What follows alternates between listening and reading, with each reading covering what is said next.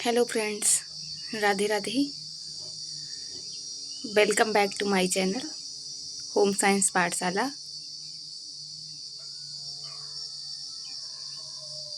सभी लोग लाइक कर दीजिए, सेशन को शेयर कर दीजिए।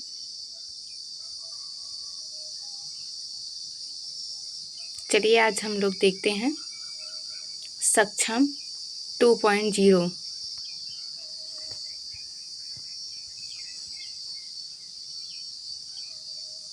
पोषण एक परिचय। तो दोस्तों, मनुष्य जीवित रहने के लिए कुछ ना कुछ ज़रूर खाता है। तो वह जो कुछ भी खाता है वह पोषक तत्व बॉडी में एक पोषण के रूप में कार्य करता है और उसी के द्वारा हमें ऊर्जा मिलती है।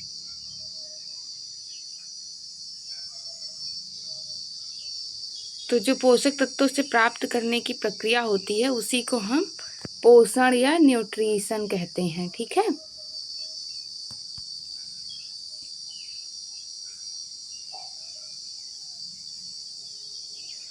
पोषण एक प्रक्रिया है जिसके द्वारा मनुष्य भोजन ग्रहण करके, पचा करके, अवशोषित करके शरीर में समावेशित करता है तथा अपचित भोजन को शरीर से बाहर निकालता है।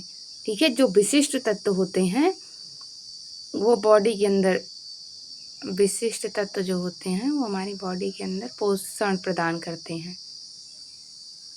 और जो अवशिष्ट होते हैं वो शरीर के द्वारा मल के रूप में बाहर निकल जाते हैं। ठीक है। ये पोषण प्रदान करते हैं और ये मल के रूप में बाहर निकल जाते हैं अवशिष्ट पदार्थ।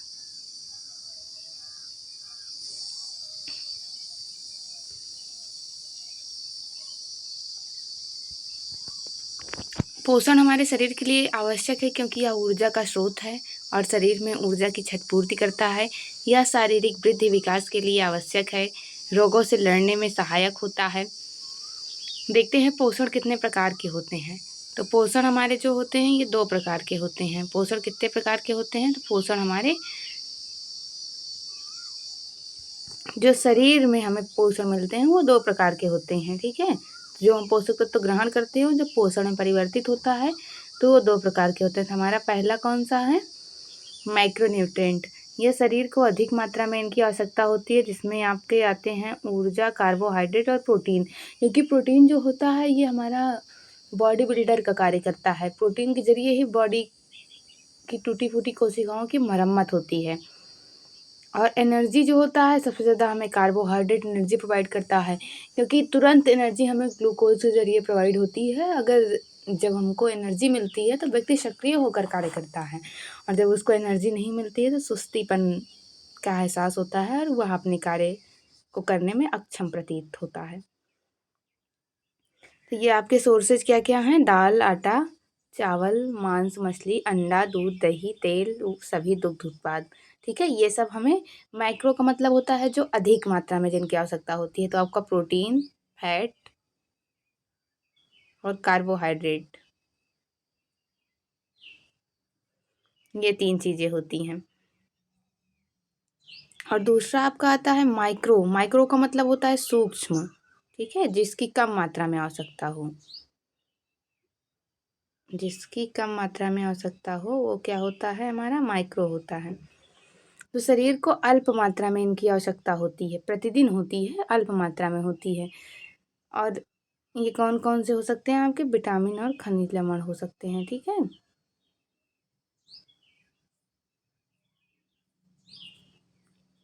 आगे देखते हैं खाद्य समूह। खाद्य समूह क्या होता है?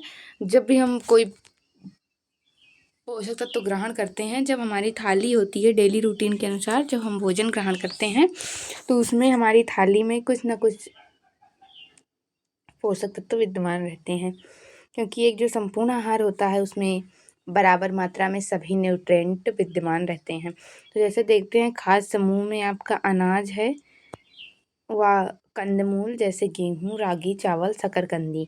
अगले में देखते हैं दालें, तिलहन, राजमा, काला चना, अरहर। थर्ड में देखते हैं दूध व दूध से बने पदार्थ। फोर्थ है मांसाहारी भोजन जैसे मांस, मछली, कलेजी, अंडा। अगला देखते हैं पीले व नारंगी फल, हरी सब्जियां, अन्य फल।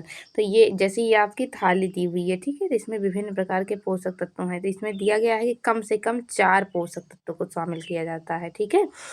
जैसे आपने रोटी ले लिया, चावल ले लिया, घी ले लिया, दही ले लिया और सब्जियां ले ली कई प्रकार की, तो ये सब आपका क्या होगा, एक पोषण की थाली है। क्योंकि अगर हम जैसे चावल ही ले लेते हैं, दाल चावल ले लिया और 2 ही पोषक तत्व तो मिले हमें, प्रोटीन और कार्बोहाइड्रेट दाल चावल में। और उसके बाद क्या किया, दाल चावल डेली डेली खाते हैं तो भाई हमको कोई ना कोई पोषक तत्व की कमी हो जाएगी ना। फिर हमारी बॉडी में सुरक्षात्मक आहार की कमी हो जाएगी भाई, जो हमें सप्लीमेंट फूड जैसे विटामिन हो गए, खनिज लवण हो गए, तो इनकी जो आवश्यकता है ये कम हो जाएगी। तो इसलिए ये खाद्य समूह की आवश्यकता होती है। खाद्य समूह में कम से कम 4 प्रकार के पोषक तत्व होने चाहिए, 4 प्रकार के पोषक तत्व होने चाहिए।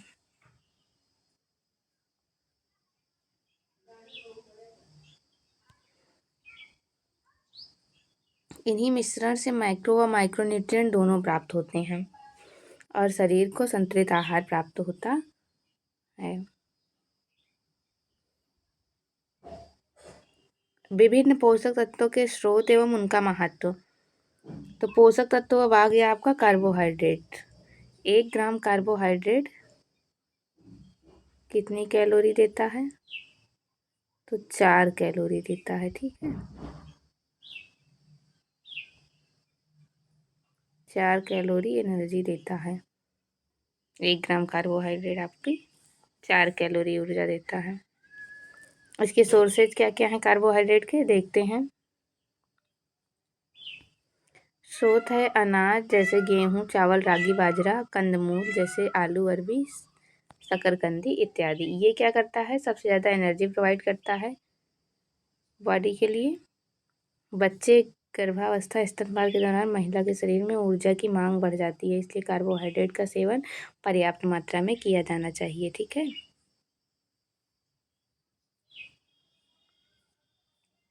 अब आपका आ गया प्रोटीन।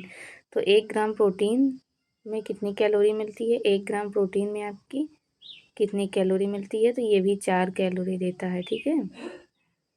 कितनी देता है, 4 कैलोरी देता है।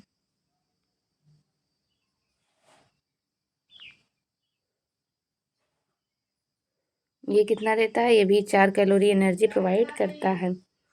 इसके सोर्सेज क्या हैं, सोर्सेज देख लेते हैं। सोर्सेज आपका अंडा है, अंडा, मीट, दालें, बीज जैसे तिल, तरबूज, ये ओमेगा फैटी एसिड इससे मिलता है, ठीक है। ओमेगा फैटी एसिड आपका मिलता है इससे, बीजों से। दुग्ध एवं दूध से बने पदार्थ। अब लाभ देखते हैं, लाभ क्या क्या बता रहा है। लाभ बता रहा है प्रोटीन रोगों से लड़ने और शरीर में ऊर्जा की क्षतिपूर्ति करता है।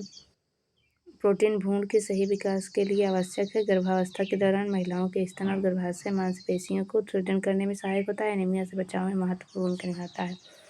क्योंकि देखिए गर्भावस्था में प्रोटीन इसलिए आवश्यक है कि जो बच्चा होता है, भ्रूण होता है, तो जो भ्रूण का निर्माण होता है, बॉडी बिल्डिंग का काम, उसकी जो बॉडी बनती है वो किससे बनती है, इसी से बनती है, प्रोटीन से। तो प्रोटीन को प्रथम स्थान पाने वाला भोज्य पदार्थ भी कहा गया है, ठीक है। प्रथम स्थान पाने वाला भोज्य पदार्थ भी प्रोटीन है।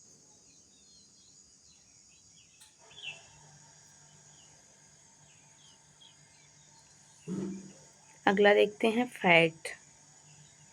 1 ग्राम फैट में कितनी कैलोरी मिलती है आपकी, 9 कैलोरी। सबसे ज़्यादा कैलोरी कौन देता है, तो ये फैट देता है, ठीक है, सबसे अधिक। घी, तेल, मक्खन, सूखे मेवे में मिलता है। ये क्या करता है, शरीर को चिकनाहट प्रदान करता है। इसके सेवन से शरीर को ऊर्जा मिलती है, ठीक है। हाँ, और जो बच्चे का सिर बनता है प्रेगनेंसी पीरियड में, ये इसी से बच्चे का सिर का निर्माण होता है। जो हम लोगों का सिर है उसमें सबसे ज़्यादा क्या भरा हुआ है, तो आपका जो सिर के निर्माण में मुख्य भूमिका कौन निभाता है? तो आपका ये फैट होता है, ठीक है, सबसे ज़्यादा फैट।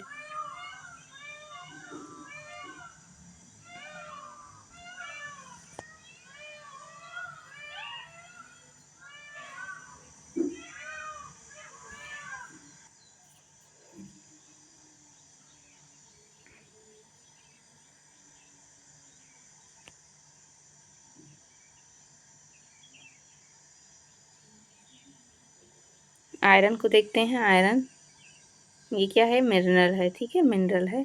इसके सोर्सेज क्या क्या हैं? अंडा, मांस, मछली, कलेजी, हरी पत्तेदार सब्जी, चुकंदर, गुड़, चना। ये क्या करता है? सभी वर्गों में एनीमिया से बचाव करता है, ठीक है।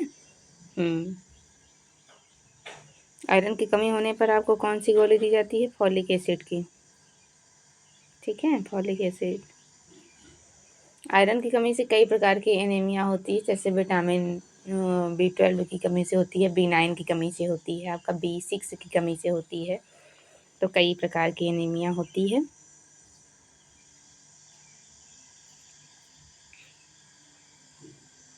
आयोडीन, आयोडीन भी एक मिनरल है। ये इसकी कमी से क्या होता है? घेंघा नामक रोग होता है, ठीक है, घेंघा होता है, जिसे ग्वाइटर कहते हैं। आयोडीन युक्त नमक, दूध, अंडा आदि। महत्वपूर्ण आयोडीन शरीर को सही कार्य करने में सहायता देता है। इसकी कमी से बच्चे में शारीरिक एवं मानसिक विकास बाधित हो जाता है। गर्भावस्था के दौरान आयोडीन युक्त भोजन व नमक का सेवन भ्रूण के मस्तिष्क के विकास के लिए आवश्यक है। तो अभी मस्तिष्क के विकास के लिए किसका सेवन आवश्यक था? आपके फैट का। अब अगला क्या मिला है? फैट प्लस आयोडीन, ठीक है, फैट प्लस आयोडीन सिर के विकास के लिए आवश्यक है, हेड के विकास के लिए, ठीक है। कैल्शियम को देखते हैं। कैल्शियम दूध, दही इसके मुख्य स्रोत माने गए हैं। कैल्शियम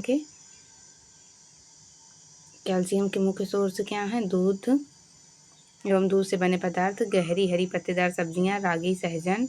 रागी को क्या कहा गया है? गरीब का दूध भी कहा गया है, ठीक है, रागी को क्या कहा गया है? गरीब का दूध। सहजन, रामदाना, मशरूम तेल, सूखी मछली आदि। कैल्शियम क्या करता है? बच्चों की हड्डियों एवं दांतों को मजबूत करता है। सही मात्रा में कैल्शियम का सेवन करने से मांसपेशियां, तंत्रिका तंत्र मजबूत बनती हैं। गर्भावस्था में कैल्शियम उच्च रक्तचाप के संभावित खतरों को कम करता है। मेरुदंड के विकास में सहायता करता है। ये आपने देखा कैल्शियम का वर्क था। फॉलिक एसिड आ गया आपका। फॉलिक एसिड की कमी से कौन सी एनीमिया होती है? Megaloblastic, megaloblastic. सभी लोग कमेंट करके बताइएगा, ठीक है, कमेंट के जरिए आपको कैसी लगी क्लास। तो मैगेलोब्लास्टिक होती है, मैगेलोब्लास्टिक, ठीक है। इसके सोर्सेज क्या क्या हैं? गहरी हरी पत्तेदार सब्जियां, पालक, सेम, सरसों का साग, अंकुरित दालें, ब्रोकली, मूंगफली, राजमा, सोयाबीन, कलेजी, मांस, झींगा आदि। महत्व क्या है? फॉलिक एसिड गर्भ में पल रहे बच्चे के मस्तिष्क और मेरुदंड के विकास में सहायक होता है। गर्भधारण से पहले गर्भावस्था की पहली तिमाही में फॉलिक एसिड का सेवन करने से बच्चों को जन्म के दोषों से बचाया जा सकता है, ठीक है। आगे बढ़ते हैं। अब आपका आ गया विटामिन ए। विटामिन ए का रासायनिक नाम क्या है? आप लोग कमेंट में बताइएगा, ठीक है। विटामिन ए का रासायनिक नाम रेटिनॉल है। किसके लिए आवश्यक है? आँखों के लिए, ठीक है। इसकी कमी से आँखों से संबंधित बीमारियां हो जाती हैं। कौन सा विटामिन है? विटामिन ए वाटर सोल्यूबल है कि फैट सोल्यूबल है? तो ये फैट सोल्यूबल विटामिन है, ठीक है। विटामिन दो प्रकार के होते हैं, फैट सोल्यूबल और वाटर सोल्यूबल। तो देखते हैं, पीले व नारंगी रंग के फल सब्जियां जैसे आम, पपीता, तरबूज, गाजर, कद्दू, टमाटर आदि में पाया जाता है। पालक, अरबी के पत्ते, अंडा, मांस, मछली, कलेजी, कार्ड, लिवर ऑयल। ये क्या करता है? रतौंधी से बचाव में सहायक होता है। किससे बचाव में सहायक होता है? रतौंधी से बचाव में सहायक होता है। आँखों को स्वस्थ रखता है। विटामिन ए खाद्य खाद्य पदार्थ ग्रहण करने से सभी वर्ग की रोग प्रतिरोधक क्षमता बढ़ती है। ये माताओं एवं धात्री माताओं को विटामिन ए युक्त भोजन करना चाहिए, जिससे उनके नवजात शिशु को स्तनपान में पर्याप्त विटामिन मिल सके।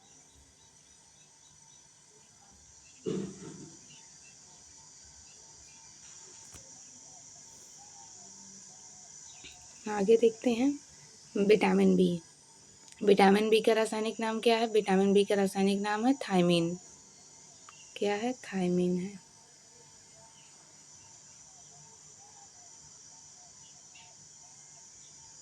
इसके सोर्स क्या है? मोटा अनाज जैसे गेहूं, चना, दालें, मूंगफली। महत्व क्या है? गर्भवती माताओं के लिए आवश्यक है, क्योंकि यह भ्रूण के मस्तिष्क के विकास में मदद करता है। इसकी कमी से कौन सा रोग होता है? बेरी। ठीक है, बेरी 3 प्रकार का होता है, आर्द्र, शुष्क और एक और है बेरी।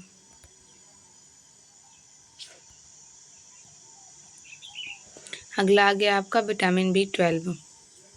विटामिन बी 12 का रासायनिक नाम क्या है? साइनोकोबालमिन।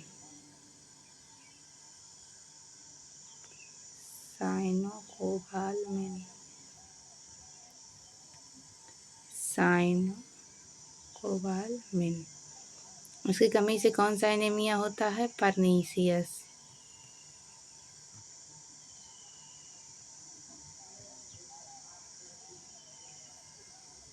इसके सोर्स क्या है? मांस, मछली, दूध, पनीर, अंडे इत्यादि। लाभ क्या होता है? लाल रक्त कोशिकाओं का निर्माण कर सभी आयु वर्ग को एनीमिया से बचाव करने में सहयोग करता है या मेरुदंड को स्वस्थ रखने में महत्वपूर्ण भूमिका निभाता है।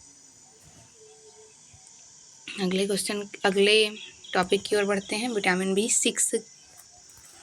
इसका रासायनिक नाम क्या है? विटामिन बी 6 का पायरिडॉक्सिन है।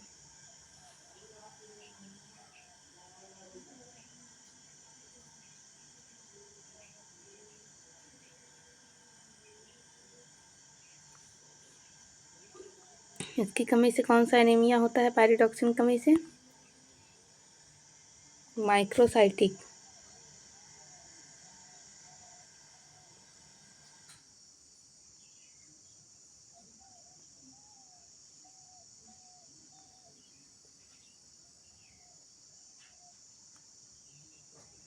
इसके सोर्स क्या है? मांसाहारी स्रोत जैसे मीट, अंडा, दूध व अनाज। विटामिन बी 6 सभी आयु वर्ग का एनीमिया से बचाव करता है। उसकी कमी से त्वचा रोग, होंठों के कोनों का फटना आदि हो जाता है।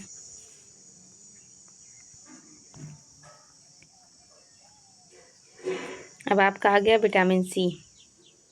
स्कारबिक एसिड इसका रासायनिक नाम है। इसकी कमी से स्कर्वी नामक रोग हो जाता है।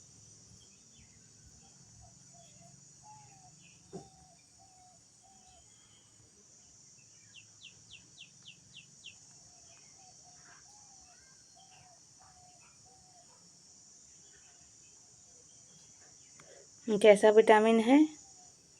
वाटर सॉल्यूबल है। ठीक है,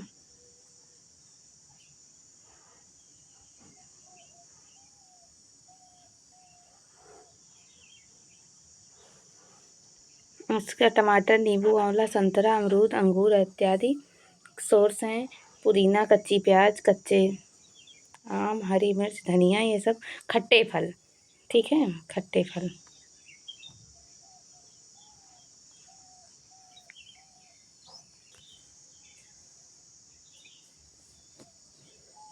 खट्टे फल इसके गुड सोर्स हैं। सभी वर्ग में रोग प्रतिरोधक क्षमता को बढ़ाता है। मांसपेशियों, दांतों व जोड़ों को मजबूत बनाता है। इसकी कमी से मसूड़ों में सूजन आ जाती है। यह शरीर में आयरन के अवशोषण को बढ़ाता है, जिससे एनीमिया की रोकथाम में सहायता मिलती है। तो जो विटामिन सी का टैबलेट, जो आयरन की गोली लेते हैं, उसको हमें नींबू पानी से लेना चाहिए। ठीक है, आयरन प्लस नींबू पानी।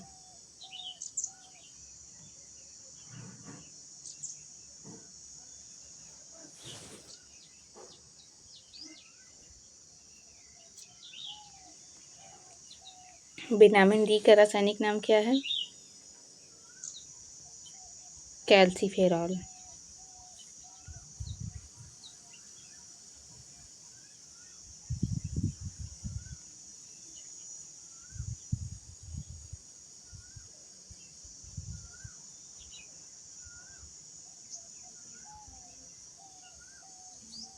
रिकेट्स नामक रोग हो जाता है, ठीक है, बच्चों में होता है ये। सोर्सेज क्या है इसके? मांस, कलेजी, अंडे, जर्दी इत्यादि, पालक, सोयाबीन, दूध, सूर्य का प्रकाश। 11 बजे से 2 बजे तक आपको विटामिन डी फ्री मिलता है, ठीक है, फ्री मिलता है। गर्भावस्था के दौरान विटामिन डी की शरीर में पर्याप्त उपलब्धता होने से गर्भवती महिला का उच्च रक्तचाप से बचाव होता है।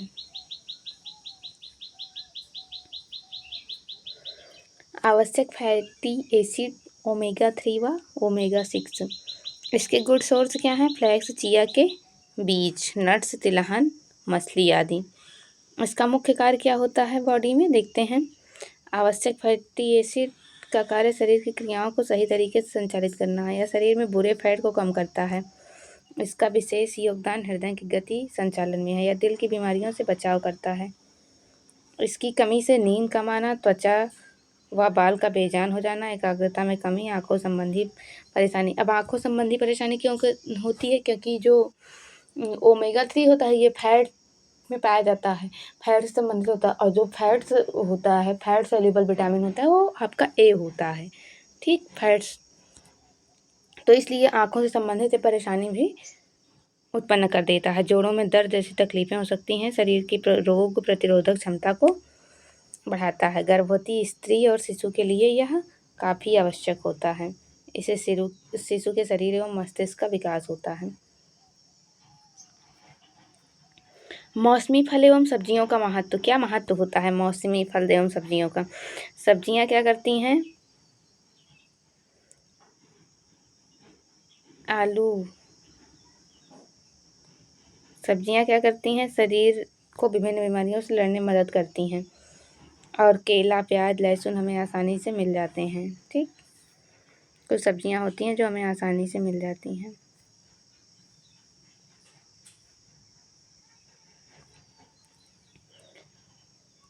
ग्रीष्म ऋतु में प्राप्त, वर्षा में प्राप्त और शीत में प्राप्त। तो गर्मी के मौसम में भूख कम लगती है, प्यास अधिक लगती है, तो ऋतु वाले फल जो मिलते हैं ग्रीष्म वाले, वो आपके क्या होते हैं? जैसे तरबूज हो गए, तरबूज वगैरह हो गई, ये सब आपके गर्मी में मिलते हैं। टमाटर, आलू, रसभरी, अंगूर, आम, बैगन, खीरा, शिमला मिर्च, लौकी, कद्दू इत्यादि, ये सारी चीज़ें। वर्षा ऋतु में आपको क्या मिलता है? इसमें इसके दौरान स्वास्थ्य स्वच्छता संबंधी ध्यान देने की आवश्यकता होती है, क्योंकि इसमें मच्छर की संख्या अधिक हो जाती है, तो आपको विभिन्न बीमारियां होने की संभावना होती है, डेंगू, मलेरिया, चिकनगुनिया। वर्षा ऋतु के मुख्य फल, सब्जियां, कद्दू, ये दिए हुए हैं। सब्जियां ब्रोकली, कद्दू या। शीत ऋतु में क्या है? शीत ऋतु के दौरान खांसी, बुखार जैसी बीमारियों का सामना करना पड़ता है। इसके मुख्य फल और सब्जियां ये नीचे हैं।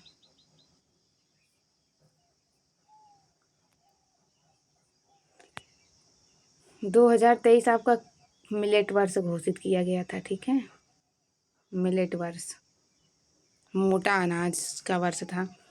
मोटे अनाज का सेवन स्वास्थ्य एवं पोषण की दृष्टि से अत्यंत लाभकारी माना जाता है। मोटे अनाज ज्वार, बाजरा, मक्का, कोडो, रागी है, क्योंकि अब तो हम लोग क्या करते हैं, पतला अनाज खाने लगे हैं, चावल गेहूं का उपयोग करने लगे हैं। पहले के टाइम पे लोग मोटा अनाज प्रयोग करते थे और वो एनर्जी से एकदम भरपूर रहते थे और रोग प्रतिरोधक क्षमता भी उनकी अच्छी खासी होती थी, जिससे उनको जल्दी बीमारियां नहीं होती थी। वो पूरा दिन कार्य करते थे लेकिन वो थकते नहीं थे, क्योंकि वो लोग क्या खाते थे? मोटा अनाज। तो मोटे अनाज में पोषक तत्वों का एक पावर हाउस है, जिसमें आयरन, एंटीऑक्सीडेंट, कैल्शियम, विटामिन, ये सारी चीज़ें होती हैं। उनके सेवन से अनिद्रा जैसी बीमारियों से बचने की संभावना होती है, या गर्भवती महिलाओं में एनीमिया, मधुमेह, ये बीमारियों से बचाव करते हैं। ये क्या होते हैं? ये कॉम्प्लेक्स फूड होते हैं। तो जो कॉम्प्लेक्स फूड होते हैं वो धीरे धीरे एनर्जी प्रोवाइड करते हैं, ठीक है। हाँ, ये सब मोटे अनाज होते हैं, तो मोटे अनाज जो होते हैं धीरे-धीरे पूरा दिन एनर्जी प्रोवाइड करते हैं। जो चावल होता है, गेहूँ होता है, ये सिंपल फूड होता है, सिंपल कार्बोहाइड्रेट होता है। सिंपल कार्बोहाइड्रेट जल्दी टूट जाता है और जल्दी पाचन और इसका अवशोषण हो जाता है। खाद्य पदार्थों में पोषक तत्व को बढ़ाने के उपाय, तो आपका इसमें है पहला भिगोना है। जब हम भिगो देते हैं किसी चीज़ को तो वो क्या होता है, मुलायम हो जाता है। मुलायम होने के बाद उसकी पौष्टिकता में वृद्धि हो जाती है, जल्दी पच जाता है। अगला देखते हैं अंकुरण है। तो जब हम कोई वस्तु को भिगोते हैं तो भिगोने के बाद उसमें अंकुरण जर्मिनेशन हो जाता है, जैसे चना मूंग, तो इसके पोषक तत्व व विटामिन में भी वृद्धि हो जाती है, मिनरल्स भी बढ़ जाते हैं। पाचनशीलता अधिक मात्रा में उत्पन्न हो जाती है। खमीर या फर्मेंटेड खाद्य पदार्थ, इडली, डोसा आदि ये सब फर्मेंटेशन प्रोसेस से बनाए जाते हैं, खमीरीकरण प्रक्रिया से। भाप से पकाना आपका आ गया, स्टीम कुकिंग। इसमें क्या होता है कि जैसे इडली, फरा, हरी सब्जियां, ये सब स्वाद को भी बनाए रखती हैं और पौष्टिकता भी इसमें विद्यमान रहती है। अगला है भूनना, यह भोजन की कमी को कम कर देता है, भोजन की कमी को कम कर गुणवत्ता को बनाए रखने में सहायक है। और इसमें तेल या घी की आवश्यकता नहीं होती, ये सूखा ही भूना जाता है, इससे आपके पोषक तत्व तो विद्यमान रहते हैं। अब आपका आ गया बैलेंस डाइट, संतुलित आहार। संतुलित आहार क्या होता है, सभी पौष्टिक तत्व जब संतुलित मात्रा में उपस्थित हों तो उसे संतुलित आहार कहते हैं। इसमें ऊर्जा का 50% कार्बोहाइड्रेट से, 30% फैट से, 15 से 20 प्रोटीन से आना चाहिए। 50 किससे आपका हो गया, कार्बोहाइड्रेट से, फिर 30 आपका किससे हो गया, फैट से, फिर 15 से 20 आपका क्या हो गया, प्रोटीन से। ठीक। कुपोषण क्या है, उसके प्रकार देख लेते हैं। कुपोषण वो होता है जब उचित मात्रा में पोषण नहीं मिल पाता तो वह परिणाम कुपोषण में बदल जाता है। ये 2 प्रकार के होते हैं, अल्प पोषण और अति पोषण।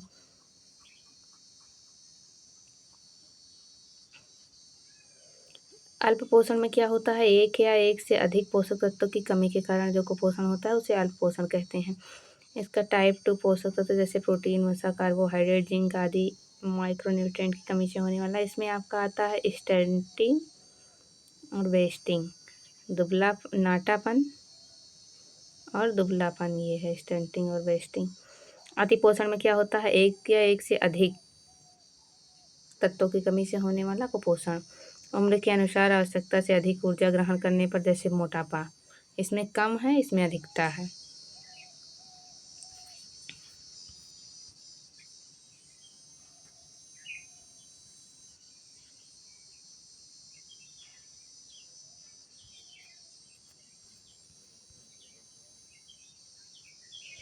महिलाओं में कुपोषण के कारण क्या होते हैं और संभावित परिणाम क्या होते हैं, तो इसमें क्या होता है, ये दिया हुआ है आपका सामाजिक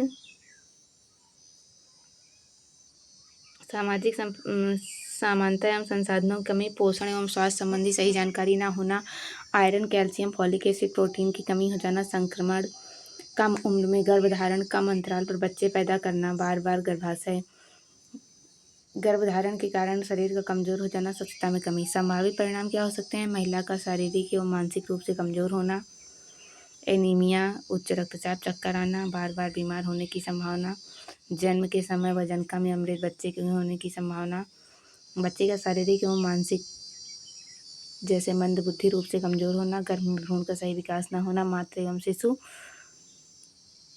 के विकलांग होने की संभावना। बच्चों में कुपोषण का कारण क्या होता है, ये बच्चे में जो कुपोषण का कारण होता है माँ के द्वारा प्राप्त होता है, क्योंकि गर्भवती माँ में पोषण कमी, स्तनपान कराने में देरी, स्तनपान से संबंधित समस्या जैसे कि गलत जुड़ाव, अनुपूरित भोजन, संक्रमण आदि, स्तनपान ना हो पाना, उसका फार्मूला गलत होना, स्तनपान के साथ पानी देना अनुपयुक्त, स्तनपान कितने डिग्री पर कराया जाता है? तो 120 डिग्री पर कराया जाता है, ठीक है।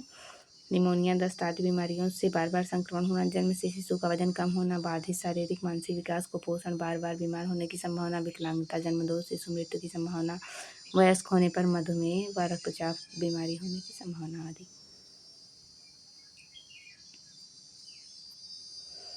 जीवन के स्वर्णिम 1000 दिन, ठीक, ये दिया हुआ है जीवन के स्वर्णिम 1000 दिन।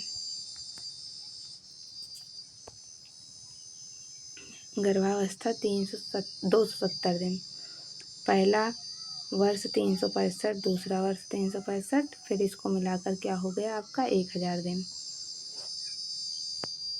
1000 दिन को काउंट किया गया, ये दिया गया है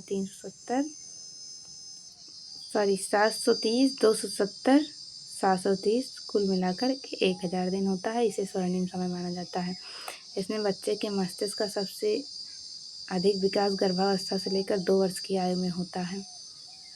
फिर धीरे धीरे इसमें मानसिक रोगों से लड़ने की क्षमता में वृद्धि हो जाती है। पहले 2 वर्षों में उचित देखभाल के अभाव में मानसिक विकास में बाधा आ जाती है, जिसकी भरपाई कर पाना कठिन है।